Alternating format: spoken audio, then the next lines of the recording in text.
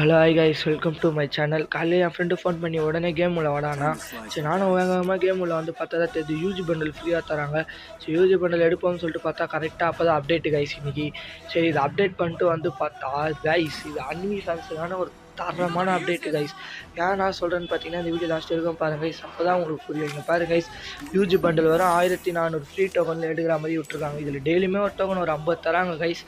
நான் ஏன் யூஜி எவ்வளோ ஐப்பாக சொல்கிறேன்னா, அனிமி பார்த்தவங்க மட்டும் தான் கைஸ் யூஜியோட ஐப்புனான்னு தெரியும் கைஸ்.